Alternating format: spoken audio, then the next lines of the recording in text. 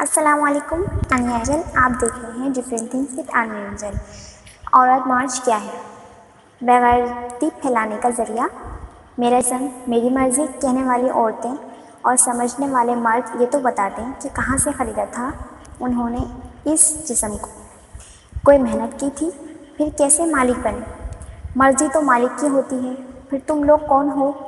جاؤ جا کر کسی نومولود بچے کو دیکھو اور یاد کرو کہ کبھی تم بھی ایسے ہی تھے۔ آپ اسی مالک کو للکار رہے ہیں کہ اللہ بھی سن لے آزادی، رسول بھی سن لے آزادی۔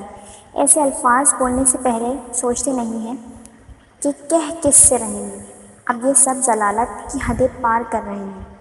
کیا آپ کے والد بھائی اتنے بڑے بےغیرت ہیں کہ آپ کو حدیں پار کرتے دیکھ رہے ہیں؟ ایسے واہیات پوسٹر ہاتھوں میں لے کر فخر سے یہ سب عورت مارچ میں شامل ہیں جیسے بہت انجام آئے ہوں۔ ایک بات سوچنے والی یہ ہے کہ یہ کس چیز کی آزادی چاہتی ہیں؟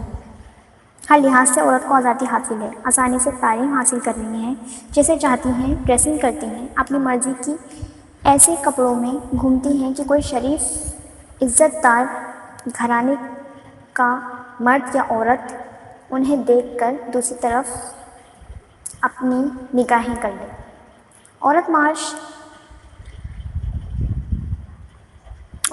کرنے والے یہ کیوں بھول ایک اسلامی ملک سے تعلق رکھتے ہیں؟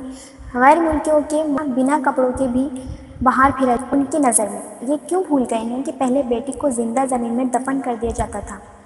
یہ کیوں بھول گئے ہیں کہ عورت کو قرآن نے کتنی عزت دی ہے؟ یہ لوگ اپنے آپ کو پڑھا لکھا کہتے ہیں۔ کیا آپ کی تعلیم آپ کو یہ سکھاتی ہے کہ بغیرتی کی حدیں کیسے پار کرنی ہے؟ یا یہ سکھاتی ہے کہ آپ کی تعلیم آپ کو کہ نازیبا کپڑے زیب تن کر کے آپ روڈ پر سب کے سامنے آ جائیں اور ایسی فحش کم از کم ایک شریف اور باعزت گھرانے کے لوگ ایسے الفاظ بولنا تو سوچتے بھی نہیں ہیں؟ کیا بھول گئے آپ لوگ کہ اللہ نے کیسے زمین کو جھنجھوڑا، کیسے بستیاں کی بستیاں زمین میں دفن ہو گئیں؟ کیوں اپنے رب کے قہر کو آواز دے رہے ہیں؟ آپ لوگ اپنی اصلیت کو پہچانو کہ تم کچھ بھی نہیں ہو، صرف مٹی۔ آج جو اپنے پیروں پر کھڑے ہو وہ بھی خود نہیں اس رب کی مرضی سے کھڑے ہو، وہ چاہے تو تم سے یہ طاقت چھین لے۔ پھر یہ بتاؤ کوئی ہے تمہارے پیروں پر کھڑا کرنے والا؟ اسی عورت مارچ کی عورتوں کے لیے تھا کہ وہ پاک تھیں۔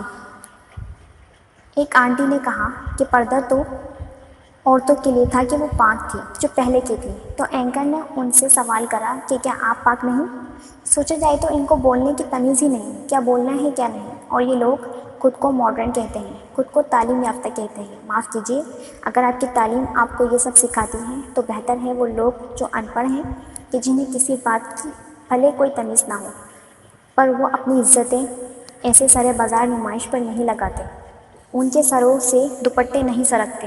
کہتے ہیں جیسے جیسے وقت گزر رہا ہے تو ترقی ہو رہی ہے۔ جھوٹ ہے، ترقی نہیں تباہی آ رہی ہے۔ دور جدید نہیں، یہ دور جہالت ہے۔